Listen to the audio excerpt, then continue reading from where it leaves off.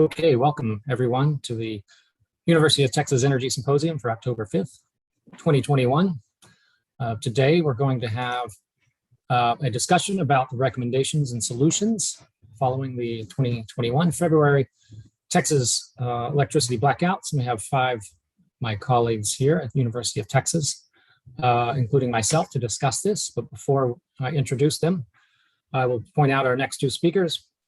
Next week will be Akshay Rao, who's the Senior Vice President of Yardi Systems. He'll talk about sustainability in the real estate industry or energy use in buildings and coordination of that. Then October 19th, we have Rayford Smith, who is the Director of Energy and Analytics at Google, which is actually sort of the highest position for managing Google's energy program. And he'll talk about energy analytics and the use of information and digital infrastructure. But today, we have five of us here from University of Texas to discuss some of the recommendations that people have been discussing for the last over half a year now in terms of correcting any regulations or technologies that were related to natural gas and electricity system outages and in the February blackout. So with me today is Dr. Robert Hebner, or Bob Hebner. He's the Director of the Center for Electromechanics here at UT Austin. We have Stathis Tampaitis, who is a professor in the McCombs School of Business in the Information and Risk Operations Management Department. We have Jay Zarnicku, or the original Jay-Z, as we like to say. He's an adjunct professor here at the Department of Economics and has taught for years at the LBJ School of Public Affairs. We also have Hao Zhu, who's an assistant professor at the Department of Electrical and Computer Engineering. She studies grid optimization and management of grids at the transmission and distribution level. So it's good to have her here with us. And myself, Carrie King, I'm a research scientist and assistant director at the Energy Institute. So there have been many discussions about what should be corrected or what should have been corrected following the blackouts. And this is just one example of a report written by former public utility commissioners, as well as their one of the aides, Allison Silverstein, who knows a lot about this area of grid resilience. And their report was titled Never Again, or stated at the beginning of it. The title is Never Again, How to Prevent Another Major Texas Electricity Failure. And that made me think of the 1983 James Bond film, Never Say Never Again. It's like, are we going to have to say never again? Now, part of the reason why this is Never Say Never Again is that in 1965, there was Thunderball, and both Thunderball and Never Say Never Again are basically the same exact plot line. Nuclear warheads stolen and hanging out in Bermuda and trying to stop the use of the launching of nuclear missiles. So when I was thinking about this, I thought, well, we had winter storm related blackouts in Texas, or power generation outages in 1989, 2011, and now 2021. And here we're sort of asking the question, how can we avoid watching this film again, a fourth time here in Texas, a series of blackouts? So with that said, I'm going to now stop speaking and hand over the moderator duties to Professor Tampaitis in the business school. And I'd like to remind everyone to send their questions in the question and answer portion of Zoom at any time. We're just going to go through a few different topics here and have a discussion amongst ourselves, but send a question at any time, and we'll be looking at those to answer them as we can. So with that said, Stathis, go ahead. Gary, thank you very much. And I also want to welcome everybody. We're up to 62 attendees, so welcome everybody. And I do not know how many are watching on YouTube. As Gary said, we're going to have a short conversation among ourselves, and then we'll open it up for questions. So I just want to frame it. I want to remind everybody how terrible the storm was back in February. I know several of us lost electricity for several days, and we all want to find ways to improve the reliability of the grid. And one thing that has become very popular and has become very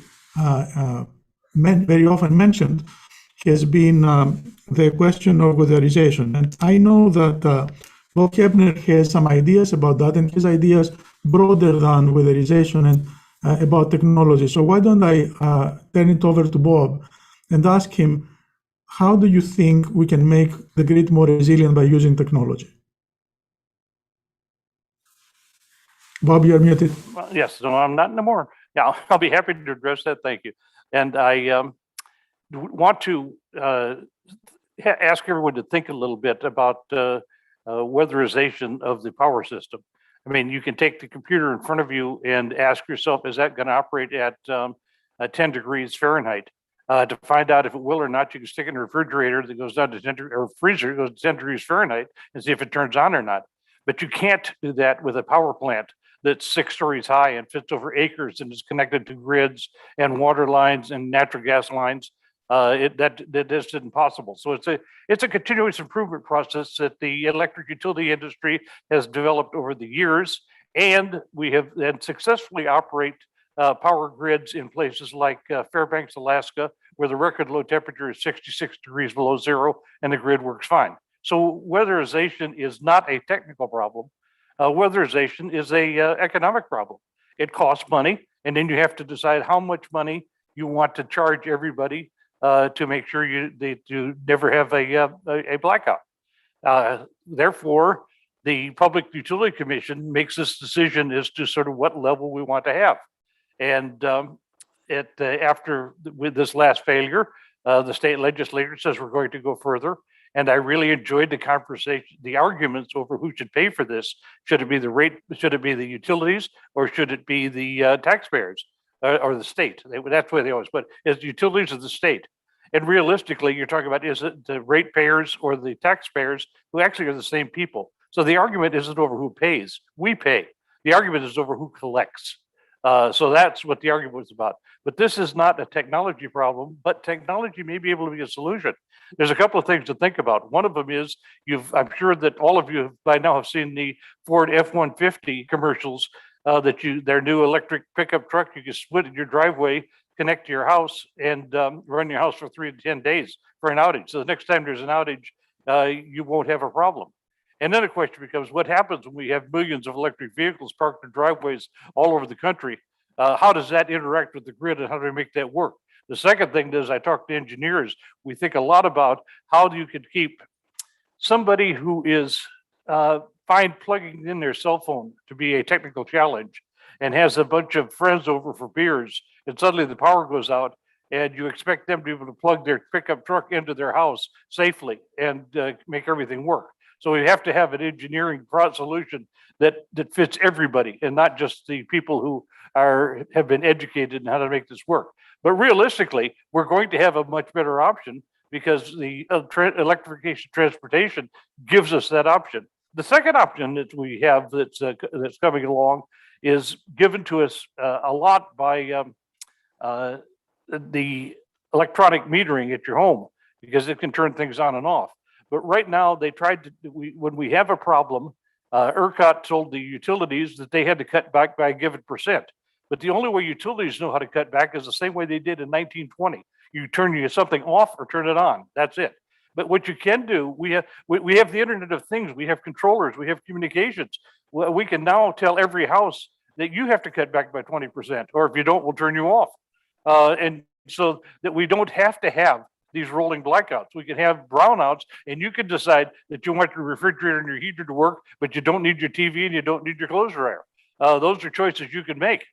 So we have the technology coming down the road that says I can plug into my car and I can choose what I want to turn off.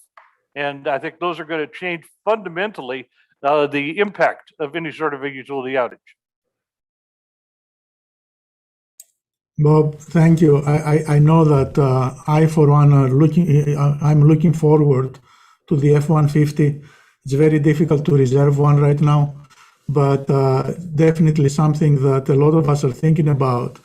I do want to turn over now to How, and I know that How, that you've been thinking about the role of distribution and what role distribution plays in terms of outages. So maybe I can ask you to expand a little bit of how do you think we can improve reliability by thinking in terms of the distribution of the distribution network? Yeah. Thank you, Stasis. So I think Bob has laid out a great point that it's not a technological problem, but technologies can enable a lot of new solutions. And I think with the current trend of decarbonization and having more and more renewable, we will have these kind of extreme events, which used to be extreme, but then happening more and more in the grid. And we can think of it that now we have a drought with the water, but then if we have in Texas more than a third of generation from wind farms, and then if we have a drought of wind, and that will be the same type of extreme events that we are gonna need to handle in the very near future. So I think I always think of the grid as a scale. So we have the supply side, we have the demand side. So when there's more and more issues or challenges on the supply side, it's the role for the demand side to step up and take the charge and help with the flexibility. And particularly in the distribution side, I believe that there's a high need to do more and more the sensing and control. We need to improve the granularity of our capability to understand what the system status is and also be able to control the system. So just to say that, yeah, one clear lesson that we learned from the blackout is that we don't have good granularity excuse me, in controlling the distribution circuits. And that's why we had people suffer from days of the power outage. And that could be a technical solution to avoid these kind of issues with large human and economic loss during these days of outages.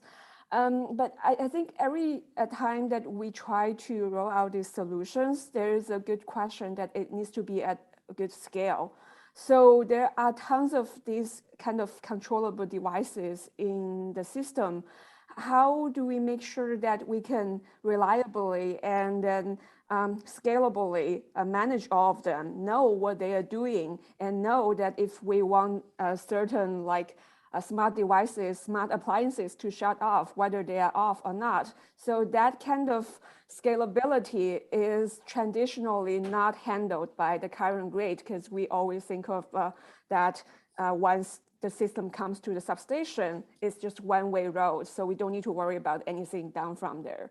So these kind of challenges can come with solutions as we are moving more and more towards we have smartphones, so we have Internet of Things. There are more connectivity points.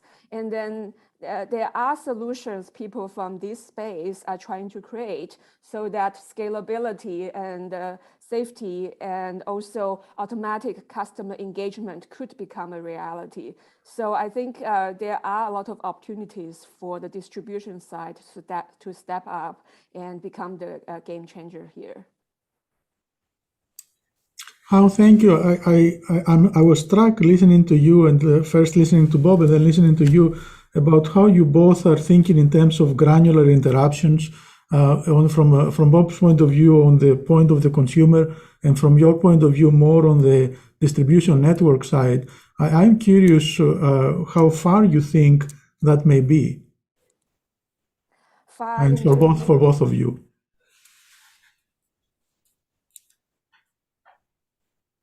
Bob, you want to take that first? Letting you go first. Oh, okay. Thanks. So far in terms of technology down the road, I think the current trend that we are innovating wireless communications and like the 5G, 6G technology and all these could be very important. And I also think that there's a good opportunity for energy policy to come in. So, because when we come to the customer side, privacy and security would definitely be a concern. So I think there are both challenges and opportunities on the technology and also techno-economic side of this transition. And I completely agree with that. I think the speed is actually going to be, this will happen, will actually be set by other countries in Asia and in Europe. The U.S. has this dichotomy that we have over everything else. I have spent a very pleasant 2 hours surrounded by 100 people who tried to convince me that electronic metering is the way the government is spying on them. And I kept trying to point out that I can spy on them, but I also know meters, and that's probably the worst way to spy on them. It would cost me more and take a lot more effort. So if I wanted to do it, I wouldn't go that direction. But I was unable to convince any of them that they weren't smarter than I was, and they knew that that somebody had stuck something in the meter that spies on them. So it's going to take us a while before we get this in here, and we're going to have. I think that as I was talking about being able to control individual houses, I don't think the utility is going to do that. I think we're going to have something like a Nest controller that says your house can take 80% of what it does now, and you decide what that 80% is, and you don't even have to tell me. But if you don't do it, I'm going to turn your power off. I think that's the way we're going to have to get there. The other way that I've worked with some students on is maybe do it at 10 houses at a time. And that way you don't know who it is. You just know that these 10 have to do it. The problem with that is you have to cooperate with your neighbors. If 9 people are good and one of them goes crazy, are they going to go and beat him up? You know, who knows how that, with the human dynamics of that are harder. So I think this idea of each one being able to choose their own or lose your own might be the one that works out as a better answer. But the speed of this, as Hal has mentioned, it determines a lot by public acceptance, and I expect that will happen other places before it happens here. Let me follow on one thing. So there are 2 speeds. I guess Bob's talking about speed of public acceptance, and Hal was throwing out 5G and this. So in some sense, there's the speed of turning things on and off, actually some actual device, either the meter to a home or the individual devices in a home, as Bob says. Do you have any further insights into whether some new technology has to come into the fore, or 5G has to be more pervasive to have more granular control of loads to lower them more equally in a blackout? Is that a correct statement or not? Yes, it's correct. Or Bob? Yeah. Okay. Yes. All right. Fair enough. Let me turn to Jay, and I want to stay with the physical solutions for the moment. And Jay, I know that you have been thinking about another side of the equation, about improving the buildings and the building stock. And if you want to tell us a little bit about that. Sure. I think it's really interesting that Hal and Bob both mentioned solutions on the demand side of electricity markets. And so much of the attention has been drawn to the supply side, you know, weatherizing, making sure we have natural gas supplies. But both Bob and Hal are mentioning, talking about the demand side. And I'm going to also focus on the demand side, on another opportunity on the demand side. But first, as staff has mentioned at the outset, we all kind of have those of us that live in Texas, we all have our stories about, you know, what happened during the February storm. So in my case, you know, my wife and daughter and I live in Austin. We went without electricity for 3 days, a little over 3 days. We don't have natural gas heat. And it got cold. You know, I've got a 12-year-old daughter. She was blowing air into from her mouth and saying, "Look, Daddy, I can see smoke. You know, I can see my breath." It was that cold. And yet, you know, I know that I'm kind of lucky in that I live in a pretty decent house. It's 40 years old, but I've replaced the windows. I've got good insulation. I used to be half owner of an energy efficiency firm. So I'm always playing with the new technologies, and, you know, I've got solar water heaters and tons of solar panels. It didn't work because of the outage, but I know I was kind of lucky. I also had a wood burning stove or wood burning fireplace. I had a propane grill in the back of my house so I could cook, you know. But I know that there was a lot of people not as lucky as me. You know, we made it through fine.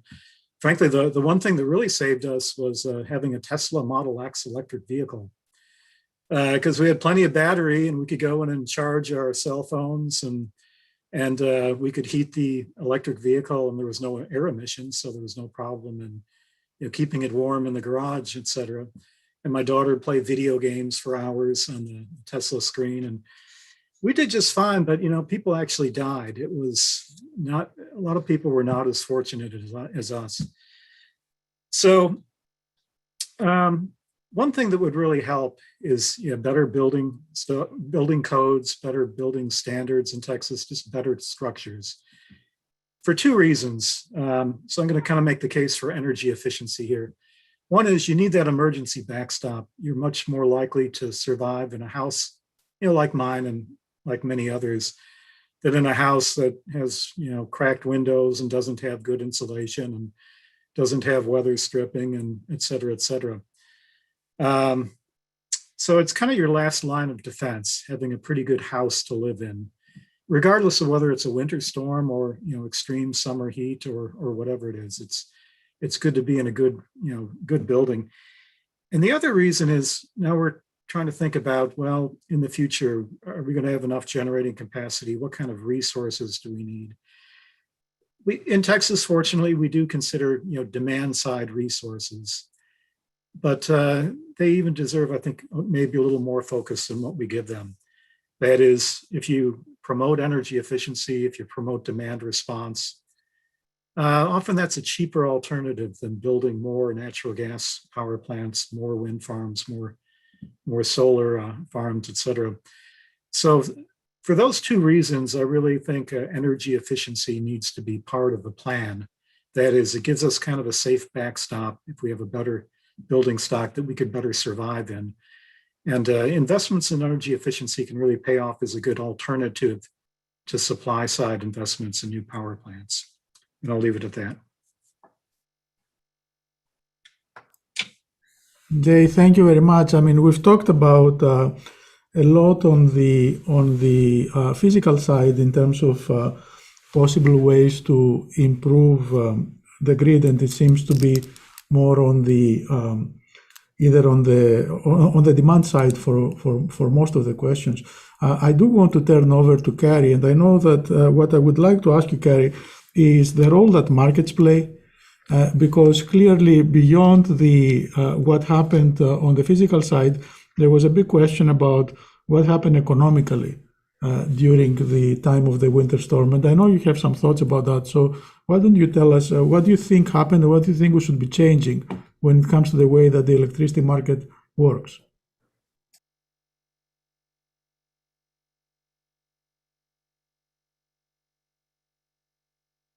Okay, thanks, Stathis. I'm going to talk a little bit about, I guess, just the idea that, first of all, that, we're talking about an integrated system here of different kinds of markets and different kinds of energy resources.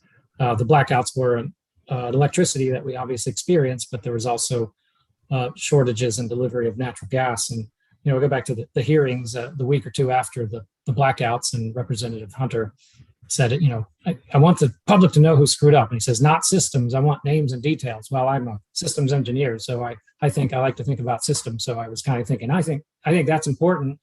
And just for a definition of a system is an interconnected set of elements that is organized in some way to achieve some sort of function or purpose. So, the electric grid is a system of power plants connected by transmission lines, but it's also connected by fuel supplies, and natural gas being one of the most critical.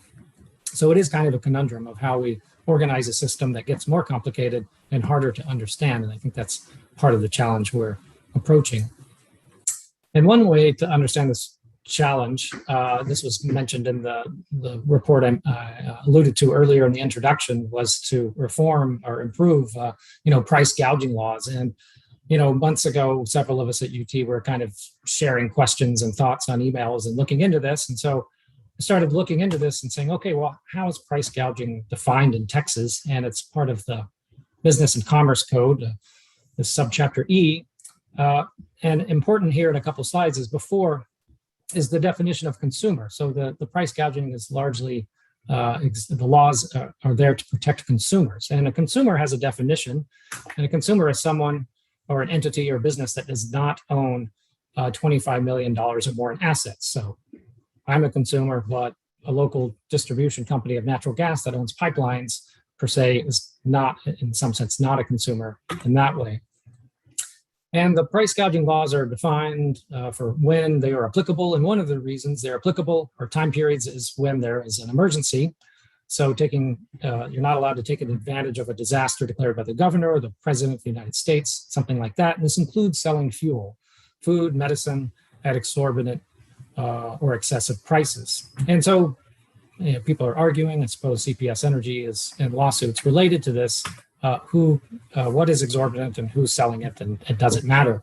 So here's a simple way, at least my interpretation. Again, I'm an engineer and I don't even play a lawyer on TV, but we can think about maybe a typical example of thinking about a hurricane on the Gulf Coast of Texas. If there's people selling and producing oil, maybe they sell it at $2 a gallon. The oil refineries turn it into gasoline, get a little bit of a markup. The gasoline retailer, let's just say a gasoline retailer says, well, you know what? Everybody wants gasoline and wants to drive out of town. I'm going to jack up the price to $10 a gallon. Well, that's in some sense not allowed by this price gouging laws. That would be price gouging in the definition of the state of Texas. But here in the winter event, we can think about natural gas. There's natural gas producers and traders. The natural gas distribution companies, they generally have assets of $25 million or more. They're not necessarily consumers in the law sense of the word, but households are consumers. So if we think about the context of roughly what happened, there was an emergency, it was declared by the governor. Natural gas producers and traders, the price of natural gas on the market, if you will, trading, went to hundreds of dollars a million BTU, and some people were claiming to have offers of prices at 1,000 or slightly higher dollars a million BTU. That's well over 100 times normal price. Natural gas distribution companies are generally regulated entities, and so these, in some sense, just pass through the price of the natural gas to their customers, which are the households. And so in this sense, maybe legally there's no price gouging, how the laws are defined, because there is entity B here, the distribution companies, in between entity A, the producers and traders, and the consumers. If you had a normal price during the emergency from the sellers to the distribution companies, let's just say they were charging $5 a million BTU, but the distribution company attempted to raise the price to $1,000 a million BTU, this would be price gouging because there's a direct sell to a customer, a household. So which is to say, in some sense, if you took out the middleman, took out the distribution companies, and somehow producers and traders sold directly to households, that this might be price gouging if they were to charge the same price that they did during the winter emergency event. So that's kind of my summary of it. How do you solve that? Some people might say, well, natural gas prices are not, dictated by the state of Texas only, right? And that's a true statement. It's not a Texas only issue. Natural gas is obviously traded throughout the continent and even off the continent in liquefied natural gas facilities. I don't personally find this an excuse not to deal with the problem. If you have emergencies and declared emergencies, perhaps markets are not the way to allocate the scarce resources at the time, natural gas and electricity in this case. And we should have other backup rules that are specifically put in place for emergency declarations or during emergency situations. There's a lot of, people that believe the hypothesis that the reason why the natural gas prices went so high was because the Public Utility Commission gave the signal that they were going to hold electricity prices at the maximum price of $9,000 a megawatt hour. And if that's the case, then in some sense, natural gas sellers know they can sell natural gas for several hundreds of dollars a million BTU, and the natural gas power plants that are operating will be able to take this, buy that fuel price, or buy the price of fuel at that price, and then still make a profit by selling electricity. Sort of believe that hypothesis, but I haven't looked into it myself. So I'll stop there and I'll pause for any other comments from anybody else. Kerry, thank you very much. I take your skepticism around market operations. I think a lot of it is warranted given what was happened in February. Before I open it up to questions, and I've seen a few come in, and please, if you do have questions, please keep on typing them. We're going to open it up for questions in a couple of minutes. I did want to share some thoughts that I had as well, which were around markets as well, but perhaps a little bit closer to the way that Bob and How are thinking about this. What I think is coming across from all our discussion is that we all expect that this is going to happen again. And we all expect that it may be a while before we can say it is not going to happen again. I think in face of the possibility of it happening again, I think we should be prepared. And one way to be prepared and one way to use markets to be prepared is to start thinking about what are the priorities in terms of who values having electricity more than somebody else. And the reason that I'm saying that is that one of the challenges that we saw in February was that interruption was indiscriminate. You were either on a critical circuit or you were not. And if you were not, you were pretty much subject to interruption. There is a very small, well, maybe I shouldn't say very small. There is a emergency response program, which accounts for about 1 gigawatt of power, but it was nowhere close to the amount of energy that needed to be interrupted during the storm in February. So what I think we could use the markets to do is to try to get a better understanding of how much people value having electricity or not having electricity in an emergency, with the understanding that if people do not want to participate in that market, similar to what Bob was saying, then what is going to happen is they may end up being interrupted indiscriminately without any accounting for whether they have a priority, whether they might be willing to be interrupted at a certain price below the maximum price that the market is paying. So what I think we could develop is a marketplace where people could start even trading their willingness to be interrupted under a condition of emergency only, not in terms of economic benefit of the utilities, but if an emergency is declared in the system, having people declare their willingness to be interrupted for a certain level of compensation, and that could be, I mean, as we've seen, there was a lot of money that was made and a lot of money that was lost during February, and I think that we could have been a lot more rational in the way that we could have allocated those costs if we knew better how much people are valuing the ability to have electricity during an emergency.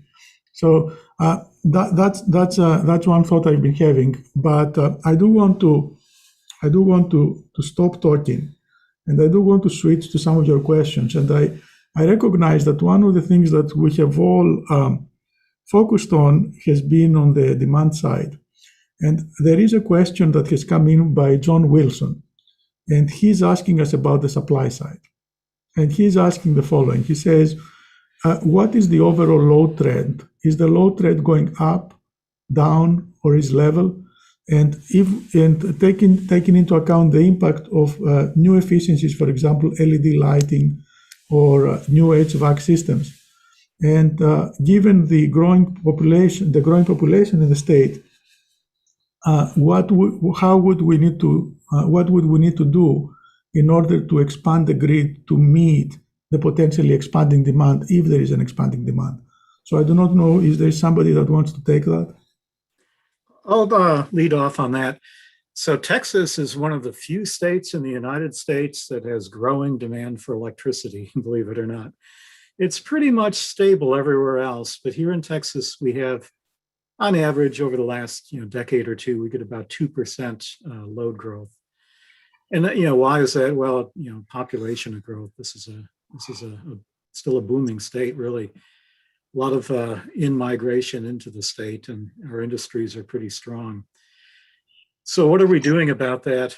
Well, it's, we don't put a gun to anyone's head and say you need to build a new power plant here.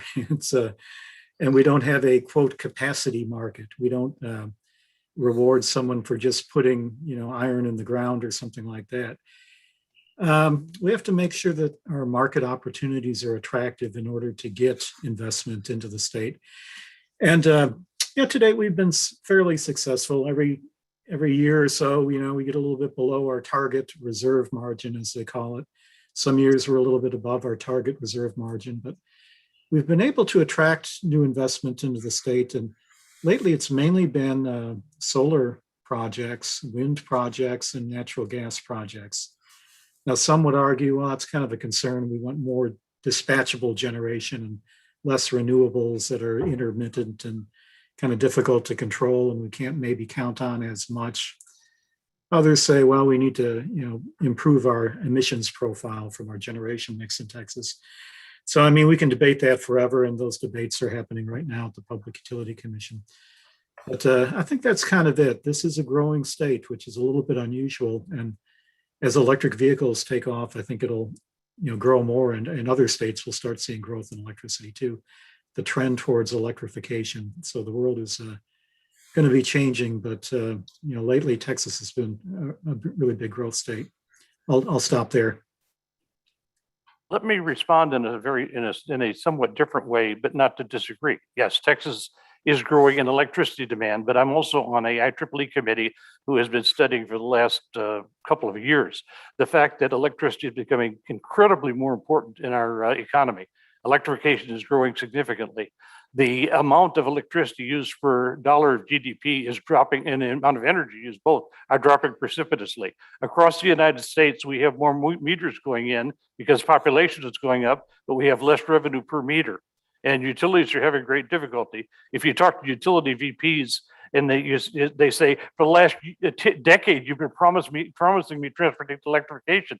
I can't make ends meet because my demand everywhere else is going down, which raises an interesting question. Why are 49 states basically? I can't promise it's all 49, but why is the total for the United States dropping and Texas going up?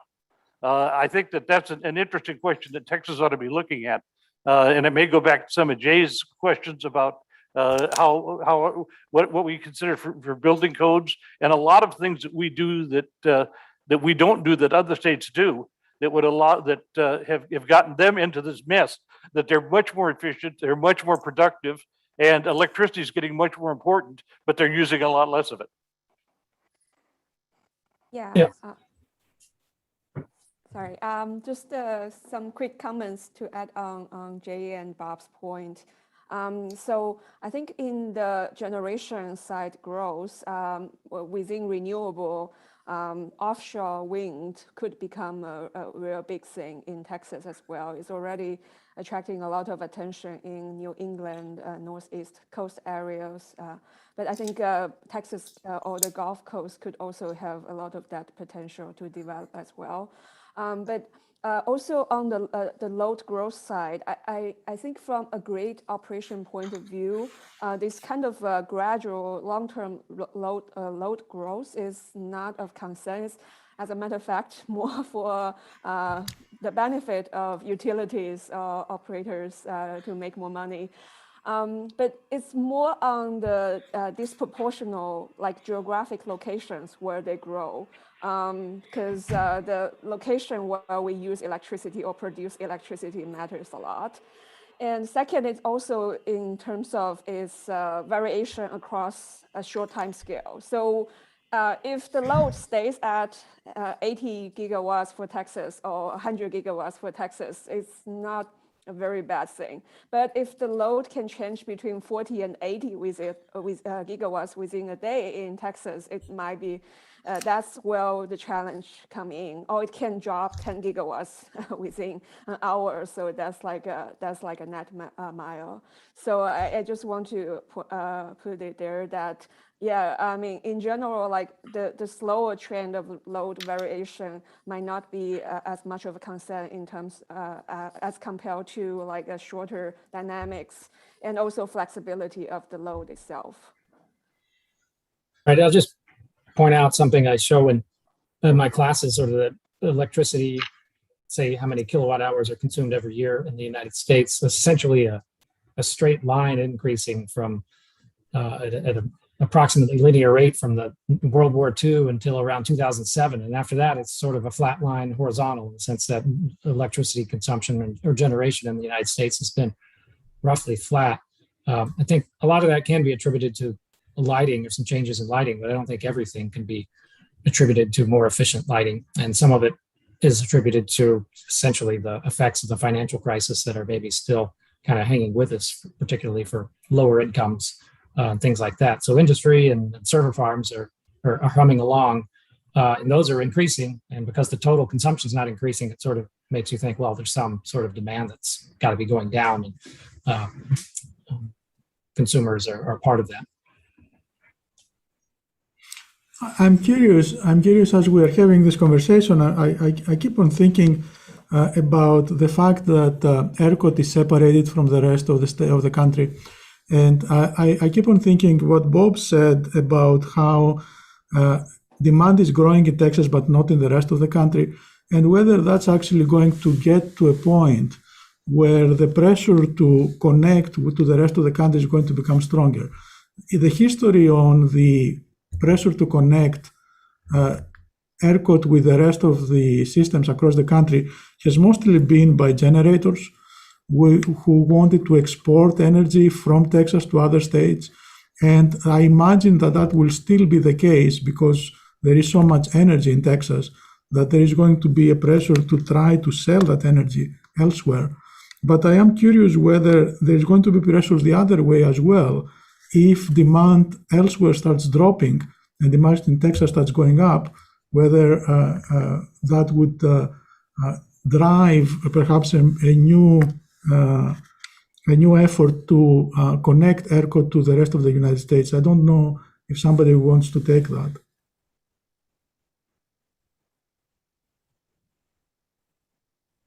It's too hard. I could make the arguments in every direction. Not to answer the Texas interconnection question, but there is a strong interest to connect the Western and Eastern grid into a super grid, for better renewable utilization.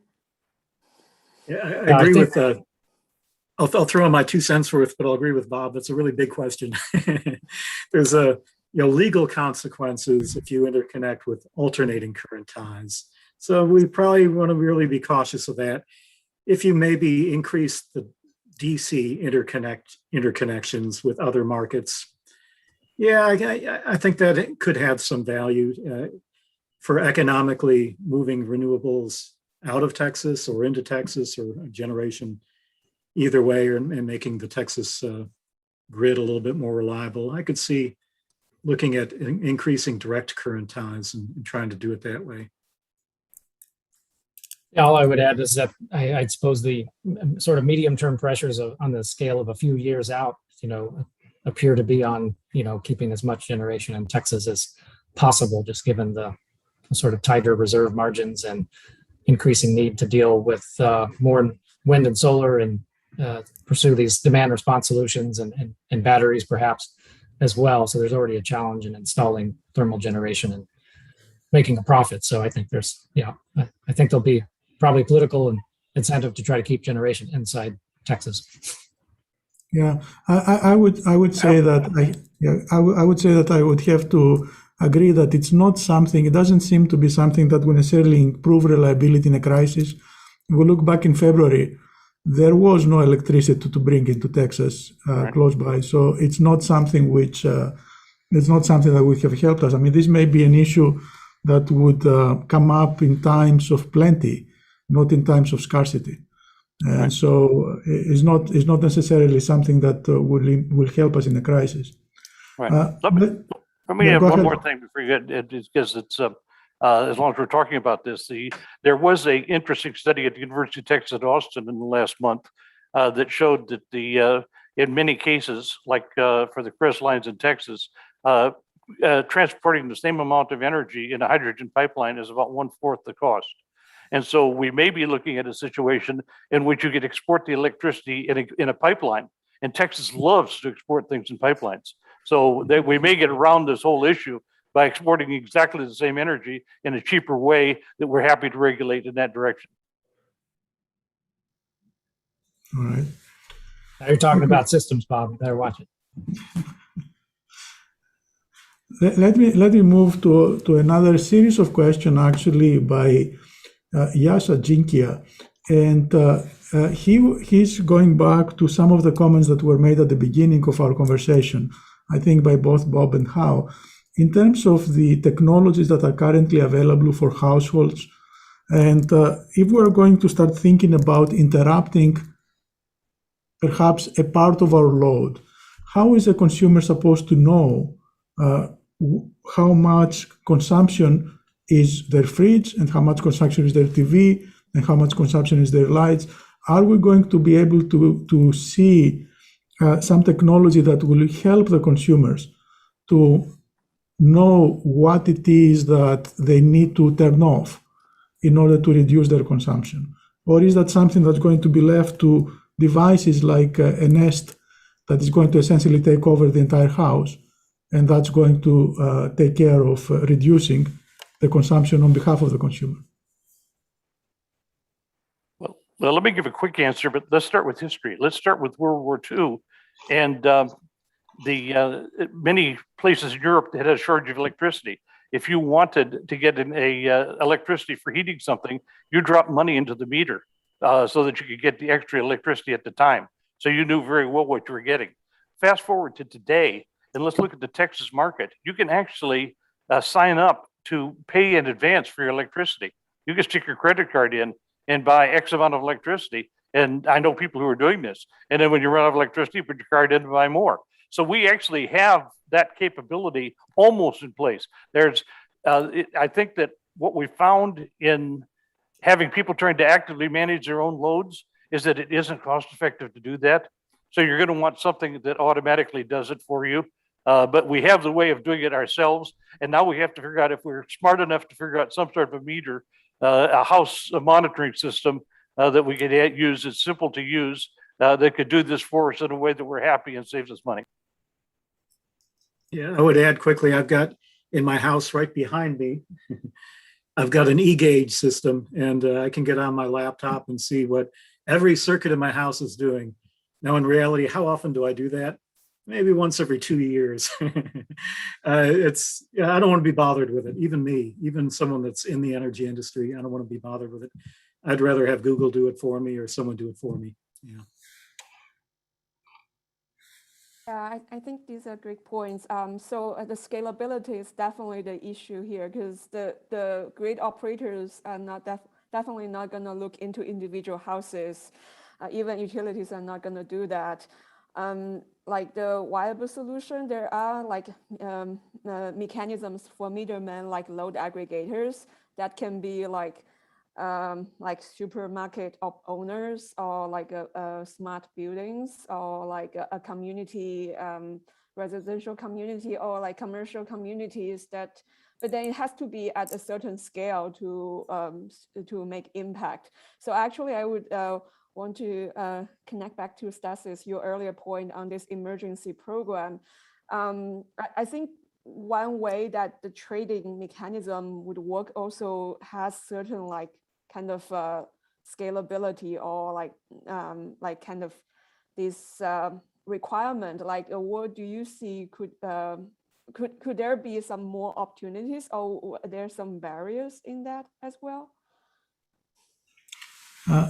Hao, thank you. I think that's an interesting question, which actually ties to one of the questions that we are being asked on our Q&A, which is what is really limiting some of these technologies. And for example, you mentioned microgrids and smart grids and so on, and what's limiting them.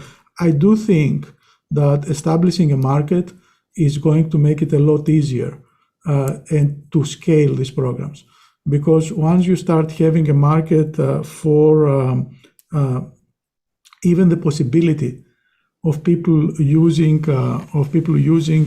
their willingness to be interrupted, will drive a lot more interest in having the flexibility that is tied with a microgrid, that's tied with a smart grid, that will allow you to disconnect and just not be dependent on the rest of the grid. So I do think, I mean, I understand that Kerry is not particularly thrilled with the way markets worked in February. But I do think that markets can provide quite a few incentives for people to become more flexible. So that's the way I look at it. There are, of course, already certain incentives, things like rebates for using a smart thermostat and things like that. I think that all that could be expanded, and I think that would be the way to remove some of these questions about scalability. Yeah, well, just to comment on the market now, and I think I think a lot of people probably agree that the markets weren't actually sort of by definition functioning in February, at least on the electricity, wholesale electricity side. Once you peg the price at a certain number, then, and the ORD, operating reserve demand curve, is kind of a market add-on anyway. So when you're in that regime, you're sort of not using normal market principles. But Stathis, I think I like your point on perhaps trying to establish more of a market for emergency response services. I mean, why is it 1 gigawatt? Should it be 10 gigawatts? Once you get to that scale, I think we end up in these problems that Hal is discussing as well. Now you start to have to know exactly where that load is. It's not just like it's 10 gigawatts out there. It's specifically on some circuit somewhere. And if the utility doesn't know this, then they don't know where the load's going to be cut off. So we have this problem, and I think it just leads to more, perhaps more efforts and some real coordination, which doesn't seem like it came out of a lot of the legislation. If I could also, like Hal, make a quick comment on Stathis's proposal. I think there's been some limited experience with peak rebate programs in the competitive areas of Texas. At least one retail electric provider offered a peak rebate program. In theory, if they foresaw a peak coming in prices or demand or whatever, they would contact their residential customers by text, I guess. I'm making some of this up because I was never involved in that particular program. I presume they were going to offer, send a text and say, hey, tomorrow we think is going to be a peak price day or a peak load day. If you'd be willing to reduce your load below your normal level, we'll pay you whatever, $1 a kWh. I'm making this up also. I don't know what happened with those efforts. It's my understanding, I look at these, the ERCOT staff surveys retail electric providers every year to find out what programs they're doing. And I noticed there was a big drop in that program fairly recently, if I'm remembering right. I don't know if if the one or more reps abandoned that program because it just didn't work, or they didn't think they needed it. It was before, this year, or what happened. But I think there's been a little bit of experience with something similar to what you're proposing, but you're proposing, of course, a more coordinated, centralized, presumably bigger program than a single retailer doing it with text messages. Right, and I suggest that we're probably going to see this in Europe as an experiment first. The reason that I got into looking at the people controlling their own loads was that there was a big effort in Europe, and I was working with European companies and people to basically, in the United States we have 200 amp service. How much would it take to get people to go to 100 amp service temporarily or all the time, or 50 amp service? And in an emergency, how much would you have to change it? So the question is, will somebody be happy to take 50 amp service except on the day that they have the graduation party for their kid when they want their 200 amp service again? And can we manage that? And that was the whole thing we were modeling in Europe. So yes, I think what you're seeing here is is there a market that drives the ability to do that? And to have people make individual choices continuously, I think, as Jay pointed out, is going to be too expensive. So we're going to need to know some automated way of handling 99% of it. And then when all of a sudden you say, gee, I need more power, I walk over and turn up the power, knowing that for as long as I leave that knob turned up, the rate at which I'm paying for electricity is going to be higher. But anyway, this is, yes, people are working this. All right. Well, actually, it's interesting in Europe, of course.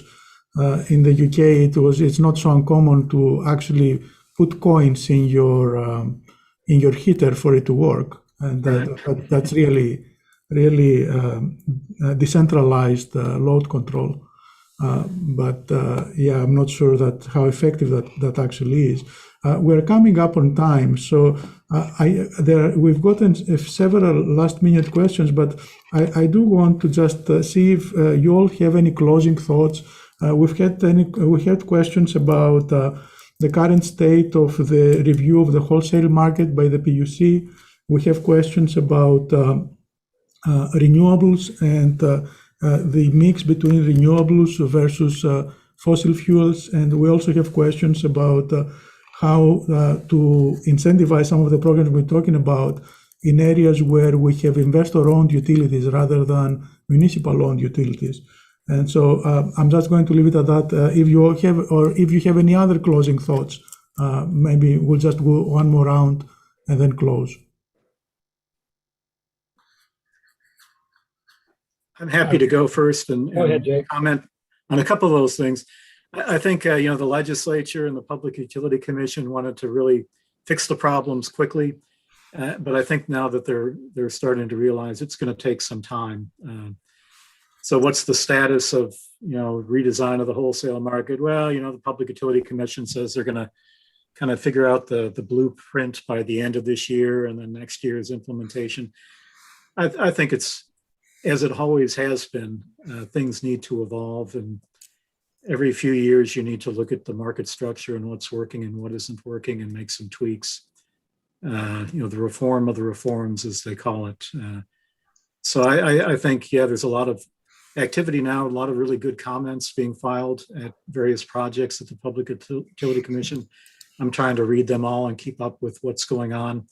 It's, to me, fascinating stuff, but it's going to be never ending. This is a long process.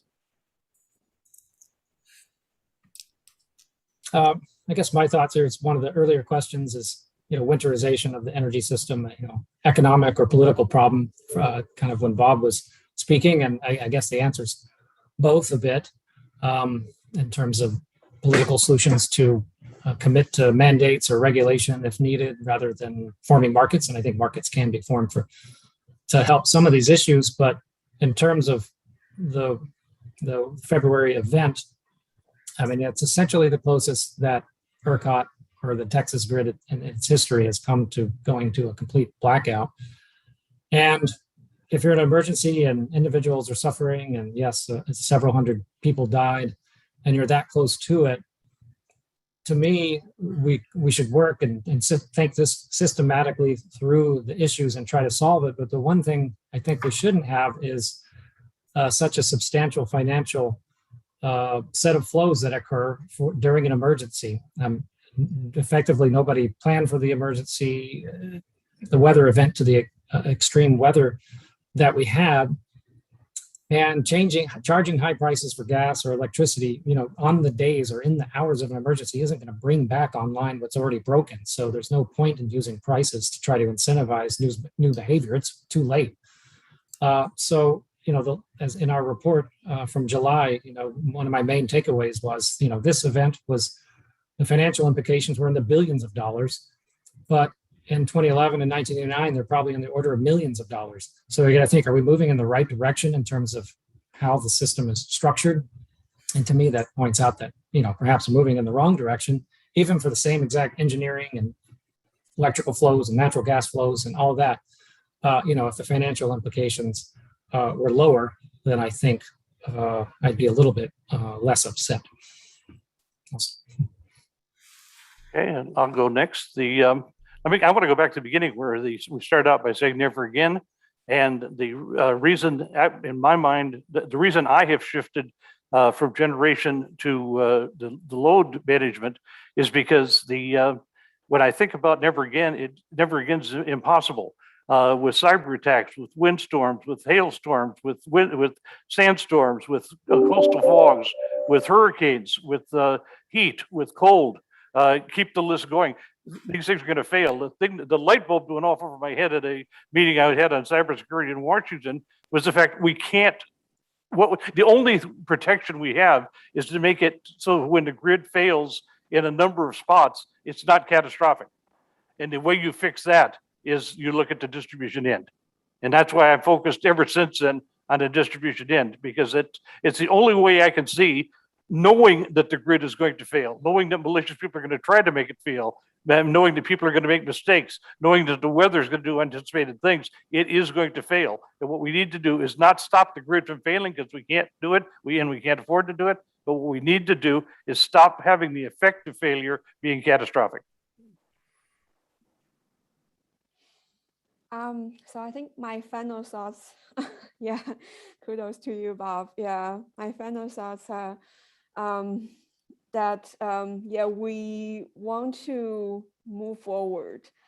And a lot of times that we do see ourselves like cycling around the same things, the same karma, but then we hope that we're still moving forward. Yeah, I think the kind of threat that Bob was mentioning is definitely so, like people living in earthquake zones, and which has been there for centuries. But then that's why we're human beings surviving and then always coming up with new solutions and trying to embrace new solutions. And I do see that we should try to think about this problem at all fronts: market, information technologies, and the customer engagement, and all of these multifaceted aspects of this problem. It cannot be just a single solution.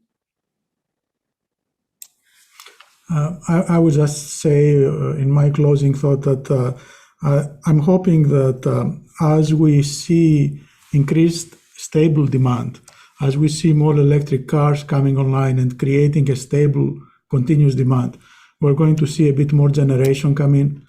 I think the short term is going to be demand side in terms of increasing reliability. But I think in the long run, at least I hope that some of the solution is going to be supply side. And I'm hoping if we have a stable source of increased demand that can be turned over at times of crisis, or like electric vehicles, that may be able to help us. But I would like to see a little bit more generation, and it's not clear how to incentivize that, but I think that's one of the challenges. So I do want to thank everybody for the conversation. It's been a little bit more than an hour, and it's been a very pleasant hour, at least for me.